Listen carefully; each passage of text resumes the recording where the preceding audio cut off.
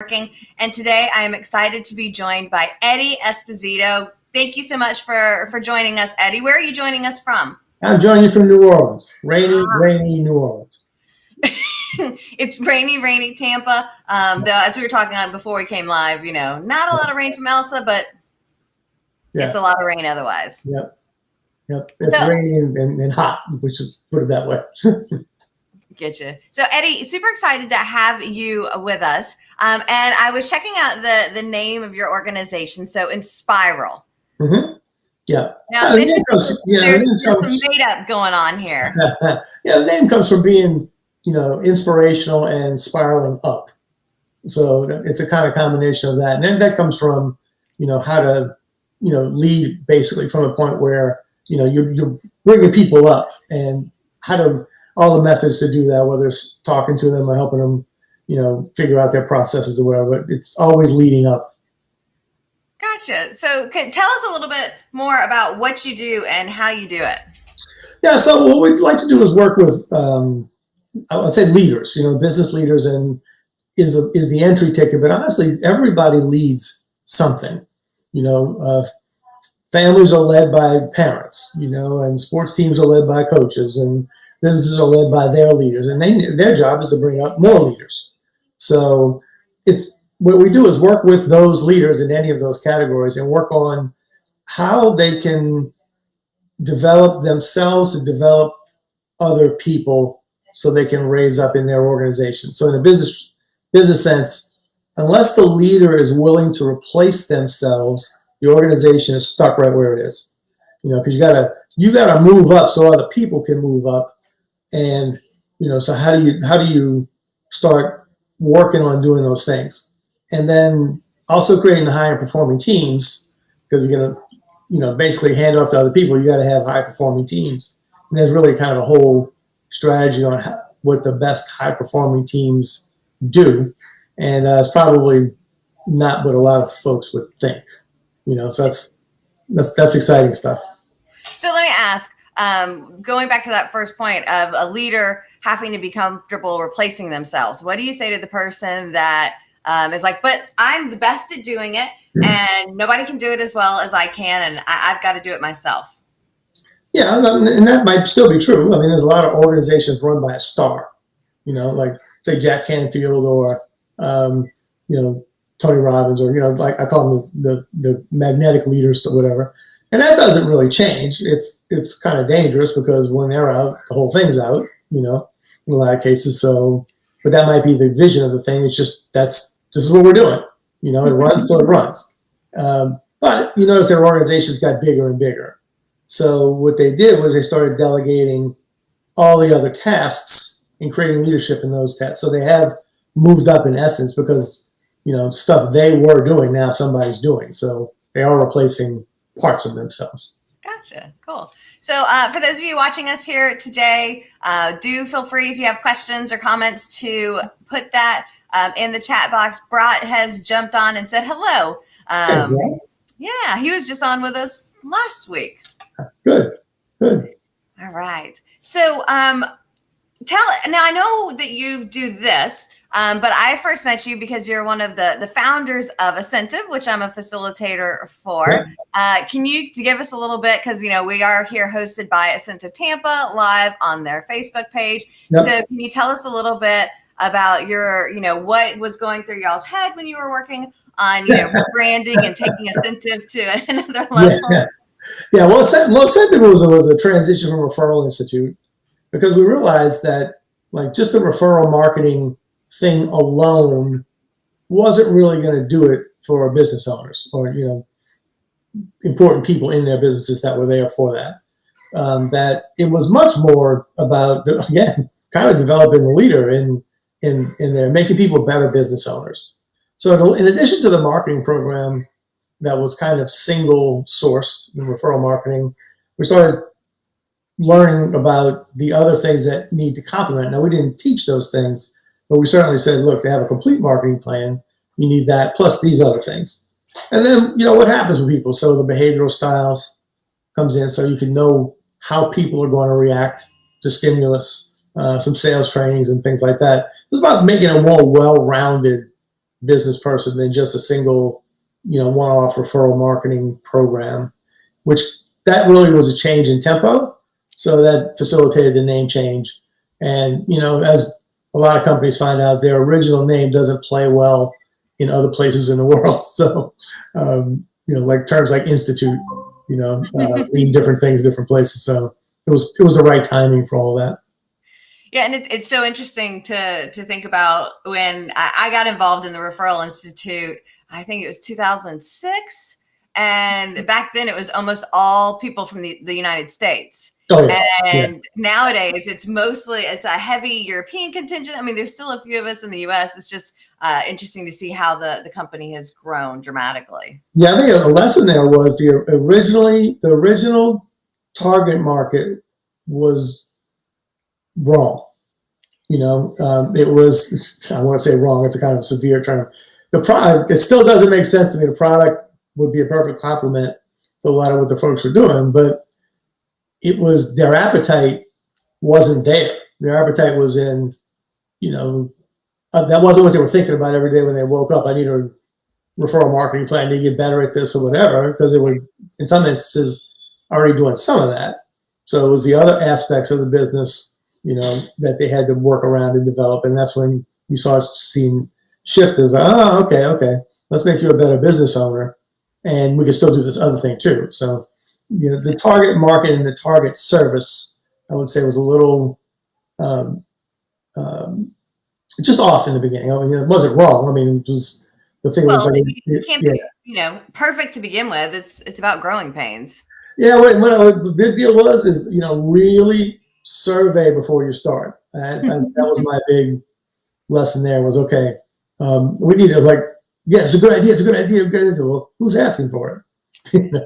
And so you do that little piece. That's when the branding exercise came around, one reason why it took so long was it was just a lot of asking, a lot of interviewing, a lot of finding out facts and people thought. And some people thought, for example, it had to be in the color blue because the color blue meant this. And you do the research on it, and in other countries it meant different things. And if you look at the psychology of color, it didn't mean anything. So so there's always, is it opinion or is it fact? So I know one of the things that you're pretty passionate about, and I've seen you speak on, is the emotionally charged connection. Mm-hmm. And I know a lot of the people watching this are people that have been through the Ignite Your Business program, and they're familiar with emotionally charged connection. There's some of the people that are new to the Asentiv world, or maybe watching this on YouTube, are like, hey, what's that all about? And so I know you've got a huge passion for it. So could you tell us a little bit about what is the emotionally charged connection, and how do you go about finding it and sharing it and all of that? Would you mind giving us a little 5-minute? Yeah, do that in 5 minutes, right? Yeah. Well, I mean, if we go, if it's 4 minutes or 6 minutes, there's some flexibility. Yeah. I know you're probably like me. We could do this for the next 2 hours. Oh, sure. No, but just a little overview. Well, so the emotionally charged connection is kind of like a secret driver if you're not in tune already with what it is. You gravitate towards certain things that you want to do or you want to impact, particularly if you think about it in terms of impact. And there's a connection with why you don't get deterred from it. You keep going when others would have left it. And so there's an emotional attachment to this, whatever it is, that you're going to see to it that gets done. And what I found, way back in the 90s was over and over when I talked to people, and did a little digging, they had a reason why they were doing that they didn't realize, and that had equipped them so they would be that attached to it. For example, in my own case, one of the reasons I'm so big about this whole communication thing is, I often say in organizations about growing leaders and about doing all these other things and having high performing teams. But the thing about that particular skill is you have to bring it home, and that's really where I want to have the impact, because in my house, there was no communication. And it was probably a product of the times. There was no, people didn't know how to have a conversation until it was, until it blew up, and then oftentimes they didn't say what they were really trying to say. They said, they reacted to, hey, you left the house a mess or something like that. And that's not really what they wanted to talk about. So not only did you not get a good message of what was going on, the truth, now you're confused and you're off in a different direction. All that means something to me, because it was very frustrating, because I would get sabotaged by, okay, that's what we're talking about. No, that wasn't what we're talking about. So I think about the impact it could have on families and how they grow up and how they communicate. And I've seen it by working with my own kids. I mean, they laugh sometimes at some of the things they start asking the questions before I do. And I see the impact that it has. And that connection is what drives me to develop and work with this program and make sure that other people get it. So that connection, when you think about it, now, because I know what's important to me, then I know I can start narrowing down. This is the benefit from it. I can start narrowing down. Well, okay, this is the audience that needs to get that. If that's the audience that needs to get that, then I know, especially when it comes to referral marketing, it's like, okay, who has access to that audience? And it all came because I had a declared direction based on something that's important to me. And a lot of companies are founded like that. I don't think there's probably more founded on the idea of, I really love this, I really want to do it, and people will love it, and I can bring good things to them, than there are, hey, this will make money. So that's kind of a quick look at it. Yeah, I think it's interesting. Sometimes I'll talk to entrepreneurs and they're like, why are you doing this? And they're like, to feed my family. Yeah, that's a result. Yeah. And I get where they're coming from, in the fact that, yes, they do need to feed their family, but why did they pick this profession?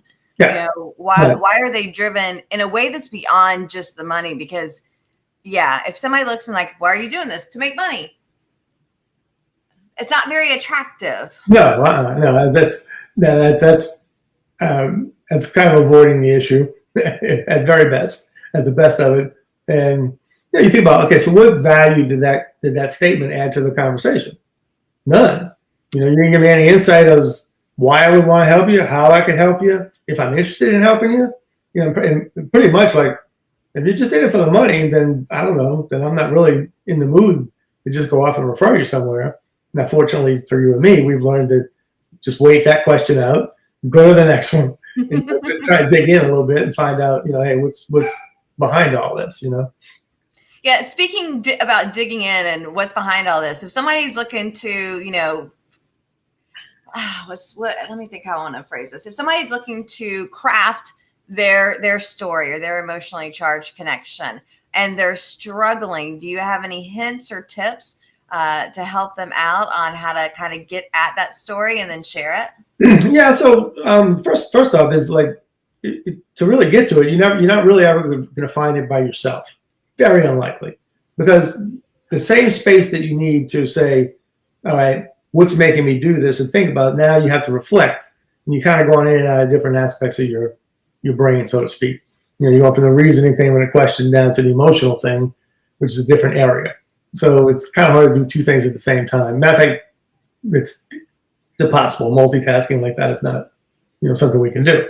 So you have to be there with someone else, and if someone else is, can ask you the questions without having an agenda, like, I know what it is, I'm going to ask towards that, and just like you develop it, then that's going to give you a leg up on understanding what your statement should be, like how you're going to describe it or whatever your message is going to be around it. And then failing that, then I would say, ask yourself, notice I think you can do, what is the impact that I'm trying to have? And why is it, and what makes it so important? And then you can start saying, all right, I am doing this to do that, and because of, and then you get it. So that's kind of like some elements of it. Yeah, it's interesting when we do the Ignite Your Business, that module. I just let the participants know up front. So I'm going to ask you a bunch of questions. I have no idea where they're going. I'm just asking questions. Like, here's my standard questions that I'm going to ask. I'm just asking. No agenda, no idea where we're going. I have no clue. Yeah, and that's so the first time I did that and had the discovery, I don't know, it was intuitive for me to ask the questions because of the background that I had. And so I just asked the question, and when it popped, I'm like, oh, might be onto something. I went to the next person, the same thing. Like, oh, we're onto something here. And that's how this whole thing came about. And it's in the context of like the why, therapists have always asked those questions to get to the root of something, a destructive behavior. Well, in this case, the context just changes a little bit. You're going to get to the root of a productive behavior, although it's also often based in things that they didn't like. That's okay, but the context is just a little bit different. So the questioning works, and it was also one of the indications about what pure coaching is about. You hear like the really good coaches, a lot of them will say you don't need to know anything about the subject. Well, that's true, okay, because I have no agenda there. I have no idea what your reason is, and as you're talking, I might start to make some connections, but just stay with it and let you come out with your own, and then you own it. So, that difference between being able to coach that out rather than consult that out by telling them, oh, here's what I see. Be patient and wait that out. Sometimes people use those words interchangeably, coaching and consulting. I'm like, no, they are different. No, and mentoring. All three. So, Eddie, I did want to ask you, you were telling me a little bit earlier about what you've got coming up that you're working on. And I know a big thing something that you really desire is being able to impact families by improving the way they communicate. And you're also working with companies. So can you tell me a little bit more? I know you touched on it a little bit earlier, but what you got coming up in the pipeline? Yeah, so our company can actually accredit new ICF coaches. So the first part of that program is based around the conversational program that I've been talking about, which is like in person it was a 3-day thing, but we're setting up to have the online delivery and those things, which we're in process of doing. But basically a conversational element of it, which is good for leaders, and it's good for people who just want to get better at leadership and conversation. And hey, if they want to come from a family aspect too, it's be equally as powerful and very helpful to a class. And then part 2 of that is all the other things that go along with making a accredited coach. So there's like these 2 parts to it. And we're currently doing that. I think the big thing now is to get the first part into like an online deliverable where at the very least we can flip the classroom, which is, hey, watch a video and come back and we can have a discussion about it rather than teach it and then try to have a discussion around the back of it. It's going to be a much more friendly way of doing that. So creating that program and then developing new coaches, people who are really interested in the coaching process. And by the way, coaching right now is hot. I mean, there's a lot of companies looking to hire coaches in big corporations, and I'm fortunate because, my wife works for a big corporation and she's brought coaching into that organization. And I'm able to see the impacts that these programs are having firsthand. So if people are interested in learning more, finding out more about that, how can they reach out to you and learn more?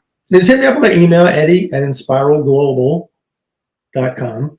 And, I'll get back to you on that one. Like I said, there's ways we can deliver programs now with, but that build out of the online thing, here I go again.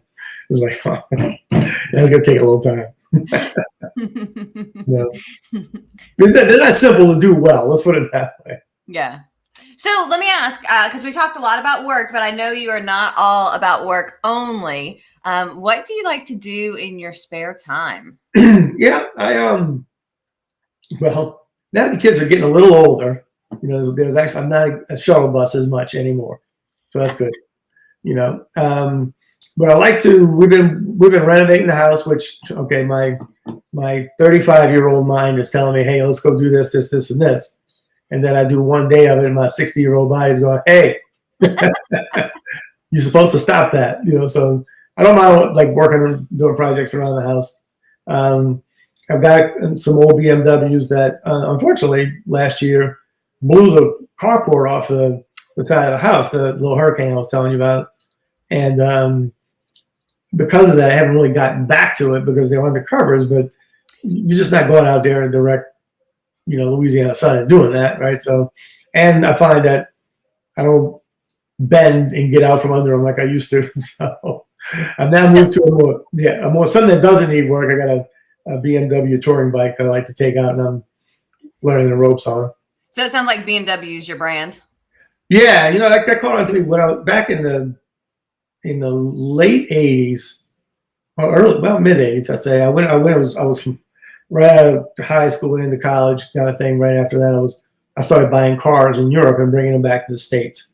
There was a favorable exchange rate and all that, and I ran across, a lot of cars we bought were BMWs, and so I kind of fell in love with the BMW Mercedes thing, and ran across BMW. Well, walking around Munich one day, and they had these motorcycles out front, and they had just gotten into this adventure line of motorcycles, and which was also street. Really sharp looking thing. Like I remember thinking, it's like, man, that's a cool idea. And then really, over the years I've noticed them, and turns out like there's a cult following all those things. And when I wanted to get into it, I didn't really want to do the adventure part of it as much. Again, trying to be respectful of how much work that actually is, and how old I am. So I got the more road version of it. That's how that kind of came about. It's been there for a long time. Yeah. So I don't really care. However, my husband's a car guy much more than I. So at least, he'll be like, why didn't you ask him what kind of old BMWs he has? So 745 and 635. Yeah. For 1985. Yeah. Yeah. Somebody like my husband got me a new car or traded in my Cooper last year. And they're like, what kind is it? I'm like, it's a Mercedes. And they're like, well, what kind? And I'm like, red. I'm so yeah. Because it was time to trade in, and he's like, "What do you want?" I'm like, "You're the one that drives it." With this virtual world, I go to the gym and the ice rink, and that's about it. So yeah, it's funny. Like I bought my daughter a car because she was, she was out of high school, getting ready to go to college or whatever. And so I bought her a car and got a little BMW 1 Series.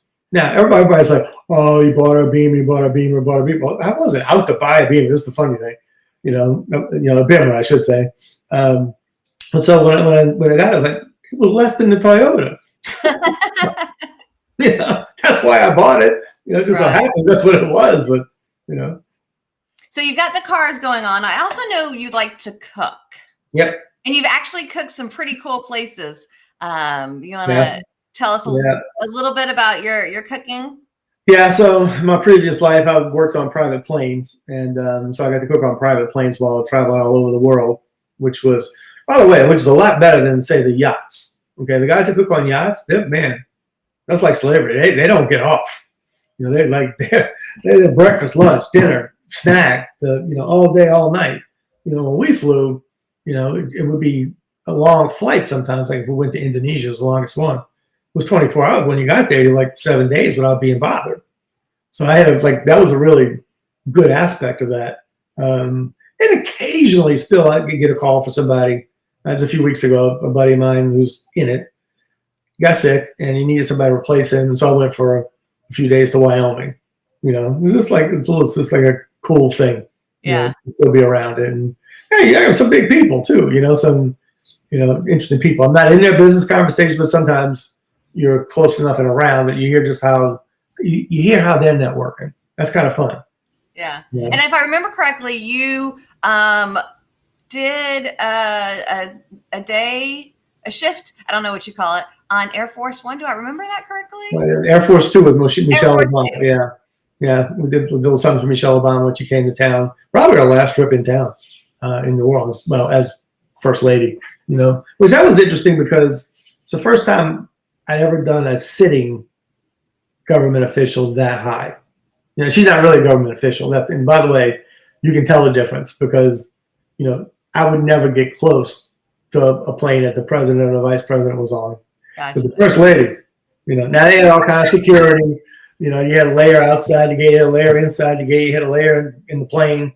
There's 3 layers of security there, dogs, and all this other stuff. But they let me and the family go on the plane, so that was pretty cool. Awesome. All right. Well, last 2 questions for you, Eddie, before we wrap up this episode of Networking at Noon. The first is, what is one tip for the people watching, whether it's live here on Facebook or LinkedIn or in the future on YouTube? What would you share with them in the theme of, our goal is networking for success? what would you like to share with the audience? Well, we're talking about networking for success. Then I would say, in the aspect of networking, don't overcomplicate it. What fits natural for you. It's like one thing about networking, it shouldn't be real extra work. So what are the things that you naturally fit into, conversations you naturally fit into, and what organizations that you can belong to meet that, like have the members there or whatever, that can facilitate that kind of conversation in your activity and gain benefit from you being there. So that's kind of one aspect of that, because you don't want it to be extra work. If it's something you got to labor to do, even though there might be target market prospects there or whatever, now you're kind of going in predatory, and it's not going to be a great fit for you. So you just make sure you got an easy fit that can also, so two parts, easy fit and has the type of activity, conversation, people there that you need to be there to make it a business networking thing. That'd be the first thing. And then, identify the important relationships there after that. And, watch your time, and understand that you have a limited amount of things you can do, and that will produce a certain result. Get your other marketing pieces in place to help fill the other parts. Awesome. My last question for you. What's your favorite brew? Man, this is tough. And I make it even tougher because it's limited to coffee, beer, tea, kombucha, and liquor. Wine does not count because it is not brewed. Okay. I know you're big into your wines. Oh yeah. Italians, right off the bat, particularly after we went to that trip to Alba, But let's see, brews. I kind of just started to get an affinity for it. I was telling you earlier that I helped open up a brew pub here locally, and all my travels through Germany way back when I was buying cars, I tried a million different ones. A particular maker I can't point to, but I know I like Weizen's and some of the alt beers and some of those things I would gravitate to. Like the Guinness Stout, like the real black one. All right, that's a bit of a challenge, but I will go after any of them. I'm not one to say, I'm going to try and get each one for its thing. Coffee, just starting on. Yeah. Yeah. Are you doing like the whole French press and like? Well, I like a French press. Now, what started actually me getting into it when I was traveling to Ireland. No offense, people. The worst coffee in the world that I ever bought from any stores, and I don't get multiple stores, was in Ireland. Okay. And I'm like, their tea. I mean, they probably got great teas, whatever, and I don't really drink that. I was like, okay, there's a big difference between coffees. And so, and then going to Italy later, and seeing how because they do coffees well there. Oh yeah, they do. They got all the little. I think I don't drink coffee at all. So yeah, well, they got all the little touches, the little lemon rind, and they understand it. Like they do a wine, for example. Whereas the places they're based around tea. So I mean, you get a tea service, you got a tea over there. You drive the dishwasher crazy. You get a plate this big with all these cups and things on. I was like, oh man, this is a production. So kombucha, not me. Awesome. Well, Eddie, thank you so very much for being here this week during our networking at noon. Again, if you're trying to reach Eddie, all you have to do is email him at eddie@inspiralglobal.com to connect with him. And can we find you online? Do you do much online? No, I've actually been a ghost online for a while. I'll probably have to come out of the closet here in a little while. But don't email him. Don't look for him online. No, I won't be on Facebook or Twitter or any of those guys. I was on there a lot, but just between the pandemic and the accident that I had, just kind of went to the side there for a while. Well, Eddie, thank you so very much. And for those of you watching, we look forward to seeing you next week, same time, same place here for Networking at Noon. Thank you, Happy networking, y'all.